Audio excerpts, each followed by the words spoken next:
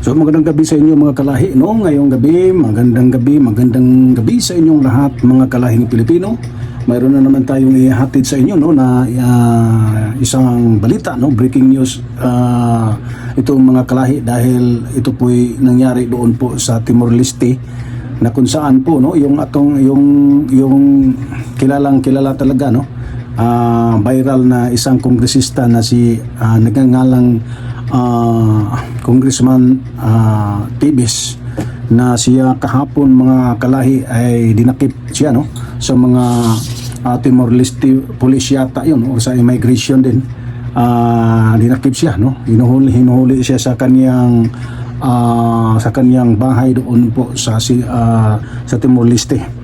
Kaya mga kalahi, para atin po maunawaan na parang iniisa-isa na yata silang mga yung mga problema sa bansa natin, yung parang toxic sa atin pong lipunan, iniisa-isa na, no. Ngayon si Arnie Tibis, siya po'y hinuhuli doon po sa kanyang tinitiran or yung tahanan niya doon po sa Timor-Leste, kasi naninirahan na siya doon kasama yata ang pamilya niya, no. Kasi ang nagpost ng video nito yung anak niyang sino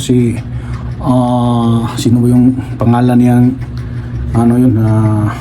kasi may nandoon na yata ang kanyang pamilya doon sa Timor-Leste, no. Kaya mga kalahi, no, nakakalungkot, at ito po'y sa side po sa TV's family, ito po'y parang pang talaga, no, pang gigipit sa kanila. Ngunit hindi naman ito, sabi ng anak ni Tibis, na ito po'y kinuha daw ang kanyang tatay o kanyang ama, parang kinidnap daw, o parang itong mga klaseng taong ito mga kalahi, parang sila talaga parang parang na-influence talaga sa mga Duterte, no. Walang pagkakaiba sa nangyari kay Digong Duterte, na hinuhuli kahit mayroong warrant of arrest, no, at saka proper naman talaga ang pag-aresto ni APRRD doon po sa airport ng Villamor, no. Napaka mayroong arrangement talaga, no. Sinalubong si Duterte at ang mga kasamahan niya, kasama na yung dalawang abogado niya doon. Tapos ang pinapalabas ng kampo ng mga Duterte ay kinidnap daw si tatay Digong Duterte. Kaya parang ganon din ngayon ang nangyari sa tatay ng anak itong nagpost sa video na to, yung anak ni Arnie Tibis talaga, na kinidnap daw ang kanyang tatay. Parang talaga, no, kinukopya talaga itong yung mga mga strategy ng mga Duterte camp, no, mga kalahi. Kaya ito po'y viral dahil idinakip na. Iwan natin kung ito po'y papauwi na dito sa Pilipinas, dahil parang sa tingin ko itong pamilyang Tibis, kasi naroon na rin ang kaniyang pamilya, mga anak, nandun yata ang kaniyang mga anak na babae, yung asawa niya, baka naman nandoon din, no. Parang nag-antay yata ito na mag-iba at magbago na naman ang administrasyon.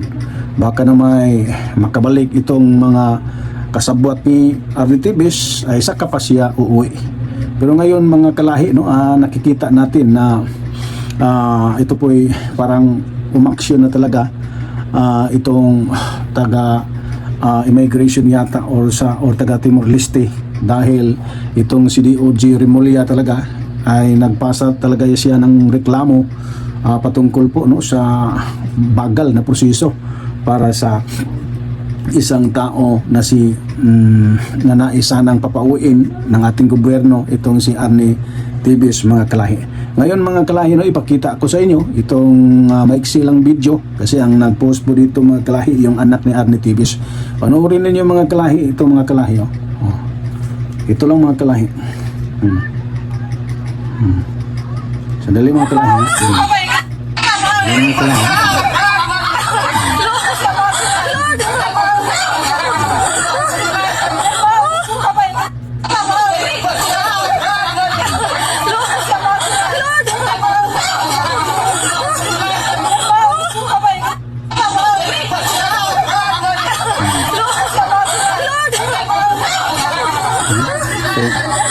Yun ang nangyari doon mga kalahi. Parang hindi yata matanggap ng pamilya na bigla na lamang dinampot doon, no, sa sarili nilang tahanan o sa sarili nilang bahay doon sa Timor Leste, no. Kaya kasi bakit naman hindi siya umuwi, no? Kung ang nangyari kasi dito siya po'y pinaratangan na siya po'y mastermind ng pagkamatay ni Ruel Digamo, ang gobernador sa kanila pong lalawigan doon po sa Negros, no. Kaya siya po ang suspect talaga na mastermind. Tapos ang tagal nang hindi umuwi, no, kasi parang iniwasan niya, no, at saka nag-apply siya ng asylum doon sa Timor Leste, tinanggap naman, kaya hindi siya napauwi nung unang attempt, no, sa atin pong gobyerno. Ngunit parang hindi nagtagumpay. Ngayon mismo na, no, taga Timor Leste Police at saka yung taga Immigration na pinili talaga siyang dinala, no. Iwan natin mga kalahi kung ano talagang mangyari sa susunod na araw. Abangan lang natin mga kalahi, no, dito lang sa atin pong channel Kalahi Samban Vlog mga kalahi. At bago po tayo magtapos mga kalahi, no, nais ko pong hingin sa inyo na please subscribe at i-like ang atin pong video. At kung mari mag-comment kayo sa baba, no, bilang tulong na lang, no, suporta sa atin pong napakaliit na channel mga kalahi. Kaya nandito na lang po tayo mga kalahi. God bless sa inyong lahat.